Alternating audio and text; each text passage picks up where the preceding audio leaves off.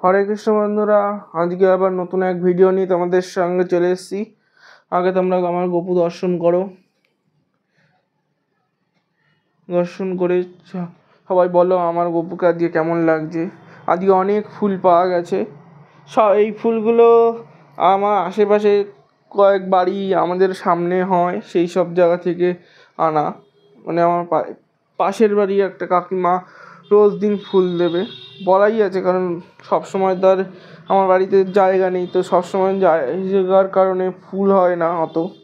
তো কাকিমা রোজ দিনই সাদা ফুল, সাদা জবা এইসব দিয়ে যায়। তো তোমরা দেখো কি সুন্দর করে সাজানো। এই জবা ফুল টুল এগুলো আমাদেরই গাছে হয়।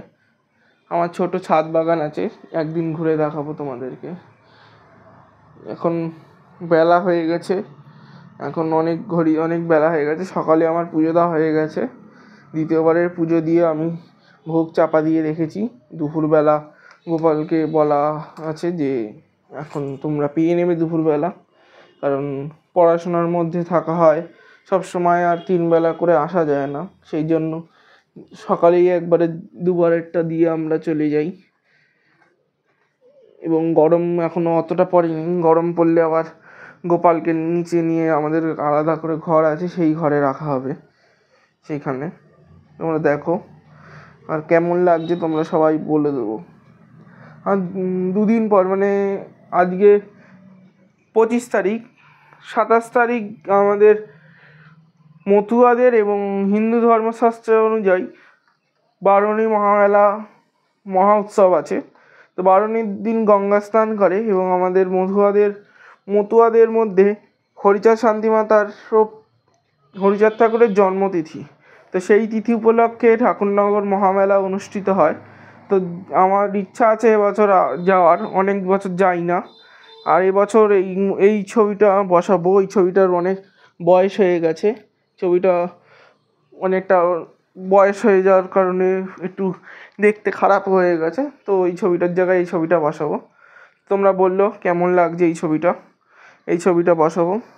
তোমরা বলো কেমন লাগছে এই ছবিটা। এই ছবিটাও আমার দাদু হাতে বানিয়ে গেছিলো লাস্ট বলতে গেলে। মানে এই ছবিটা প্রায় আজ থেকে 10 বছর কি 12 বছরের পুরনো এই ছবিটা। আর ওই ছবিটা তার চেয়েও পুরনো, ওই জন্য ওই ছবিটাই, বড় ছবিটাই আমার দাদু বলেছিল যে লাস্ট বসাবে, কিন্তু তারপরে আর তখন আসনের জায়গা হয়নি, এই জন্য বসাইনি। এখন আসনের একটু জায়গা আছে, সেই জন্য ভাবছি বসিয়ে দেবো। বাড়িতেও সবাই বললো তাহলে বসিয়ে দে। ওই জন্যই এরকম নতুন নতুন ভিডিও পাওয়ার জন্য তোমরা আমার সঙ্গে থেকো, এবং আমার এই ছোট্ট চ্যানেলটার পাশে থেকো সবাই। আর গোপালের নতুন নতুন ভিডিও পাওয়ার জন্য এবং আমার ঠাকুর ঘরের নিত্য ভিডিও পাওয়ার জন্য তোমরা সবাই আশীর্বাদ করো, যেন আরও দিন এগিয়ে যেতে পারি। হরে কৃষ্ণ, রাধে রাধে।